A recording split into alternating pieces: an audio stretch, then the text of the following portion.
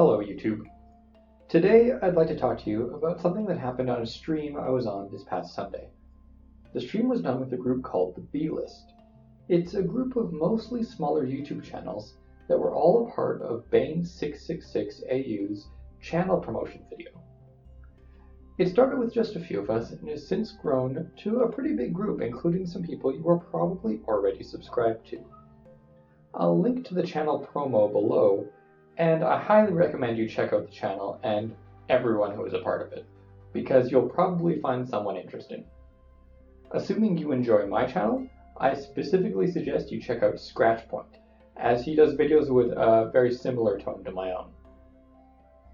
The reason I'm making this video is because one of my subscribers has asked me to make more videos on the topic of lenses, by which I mean ideological lenses that color our way of looking at the world. A gender-based lens would cause you to see gender issues in every issue, for example. The lens I want to talk about today is the Anti-Feminist Lens.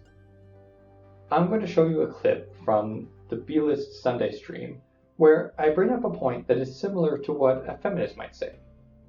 What I want you to listen for is the reaction of some of the other members of the B-List.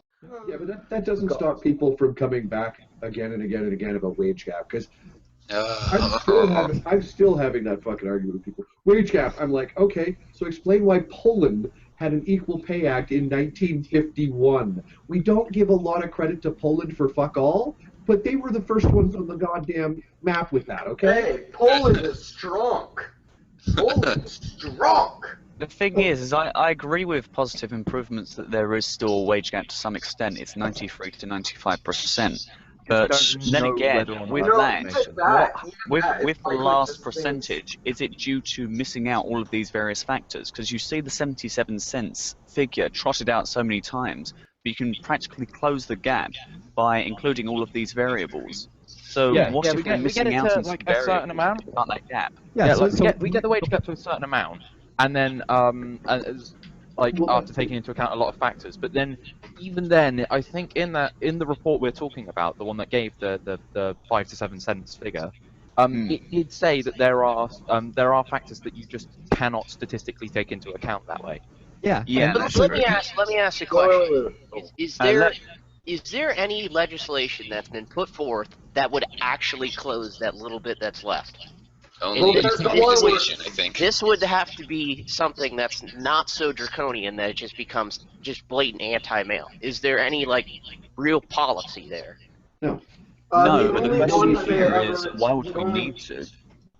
Well, okay, so you were talking about my video here.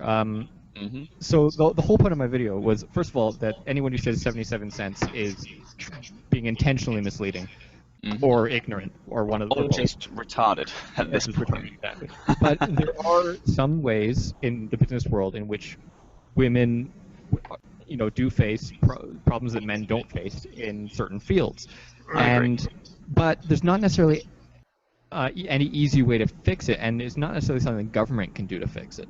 It's something, for a lot of the cases, it's something we just need to make women aware of what's actually going on, what problems they might face, and then they can fix it themselves by changing their attitude and by using different strategies to overcome this.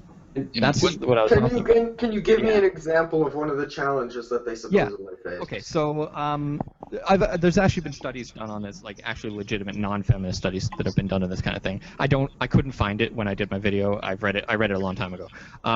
So one thing that happens is, let's say you have one woman in a management position and all the other managers are men. So this study was done in London. So after work, all the men go to the pub. And they drink, and they watch football, and talk about football.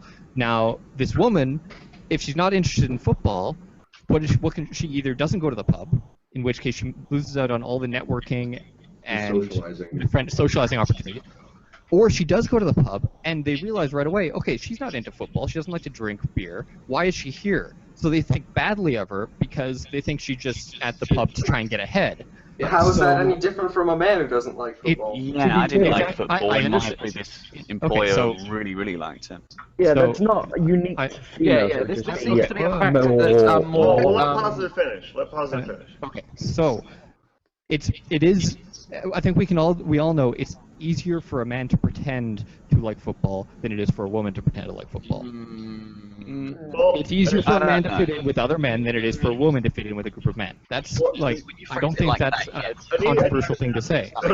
I can actually prove that wrong, but well, no, and even then, he's got a point in that the odds are extraordinarily high that if you're a dude in management, you like the same things other dudes in management do. Okay. The odds are extraordinarily high. Well, okay, but then again, what legislation is going to be put forward? Right, that's the point. Hear this. My whole point is there's nothing that you can do about this because this happens to men in women-dominated fields as well.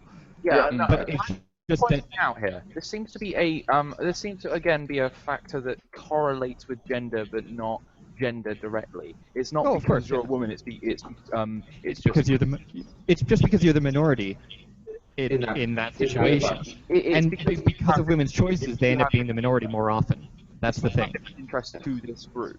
And yeah, okay. So it's so it's not necessarily purely. It's not because of gender directly. No, it's because women make different choices that there ends up being less women in higher level positions, and so they end up being the minority in those positions, and then they face that problem that any minority group faces. So what? That's men's fault? No, it's not. No, I mean, this is just human nature. This is just basic human functioning. To be fair, this would be just as applicable if you took a man that liked football and brought him to Canada, where it's hockey and lacrosse, etc. Exactly. Yeah. I mean, it happens to men too. It just happens to women more often. Because as we all know, there are less women in upper management positions. I can give you my anecdotal example. All of my current bosses absolutely fucking love golf. I think it is about as much fun as watching grass grow. Yeah, and that's a barrier you face to promotion. Yeah, and it could be harder for you to get promoted as a result.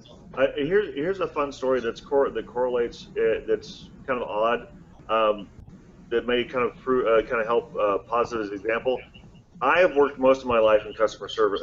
Most of the last 15 years in customer service. One of the weird things that has held me back in my career, and I've noticed this, is that I'm a non-smoker.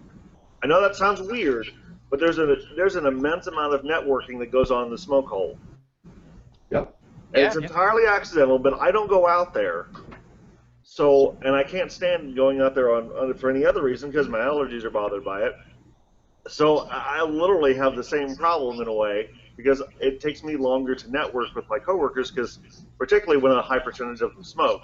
And the management, I don't know what it is, but there's a high percentage of management that also smokes. It's a stress. Red, I've got a that is a good example. And what you should do, you should get one step ahead of them. So just start smoking crack. Guy finally chimes in, and that's what he's got. Well, you made a good point. I had nothing. Okay, so first and foremost, I want to be clear that I'm not out to make anyone in that stream look bad. I don't think any of them came off particularly badly anyway, to be honest. What I want to point out, though, is the reaction a lot of them had to my point about the wage gap. I think that having spent so much time arguing with feminists, I mean, a lot of their channels are devoted almost entirely to arguing with feminists. I think many of them have an instinct to react a certain negative way to that kind of argument. Anyone saying anything that might suggest women might have it harder in certain situations is met with extreme skepticism. There seems to be a lot of assumptions being made about what I was saying and how it relates to women, and the gut reaction was immediately to jump to, but this happens to men too. As though I were claiming that this is something exclusive to only women. I can't help but think how that situation would have gone if I weren't on friendly terms with most of the people on the stream. The reason I bring this up is not to shame the members of the B-list. I like all of those guys and definitely think their channels are worth watching. I bring this up because I think I now have got a taste of what it's like for a feminist, even a reasonable fact-based feminist, when they come up against anti-feminists in an argument. I think the answer to this is for anti-feminists or anyone who spends a lot of time arguing against feminist ideas to make an effort to think of some of the ways that women are genuinely disadvantaged and be open to the idea that there are perhaps other ways that you haven't thought of yet. Just because a lot of feminist claims are false or misleading does not mean that women have it better in every way. Both genders face struggles and issues, and sometimes gender is an important factor in why people struggle and, of course, why they succeed. As always, though, I'll emphasize that if you ever start thinking that gender or any other single factor is the only one that matters, that's probably a sign that you need to take a step back and explore some alternative viewpoints. So that's everything I wanted to say at this point. I do hope you'll check out the B-List channel. They do a show every Sunday and sometimes on other days as well, and it's almost always entertaining, enlightening, and funny. I don't make it onto every stream, and who knows if I'll even be invited back anymore after this video, but even if I'm not on there, it's still worth a listen if you've got the time. Okay, so that's it for me. As always, like, dislike, subscribe, and share as you see fit, and I wish you all the best.